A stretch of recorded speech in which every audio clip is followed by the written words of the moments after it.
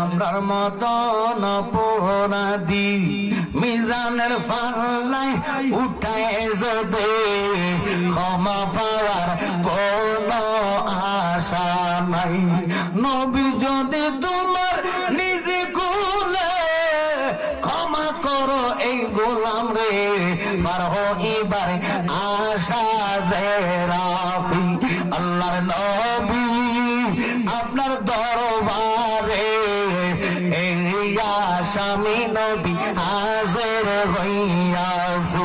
আল্লাহর নবী আপনার দরবারে এই আসামি নবী, সবাই বলেন হাতে বেরি পায়ে করি এই আসামি ফেরোয়ারে, আপনার কোটে নবী সালান হইয়াছি। তুমি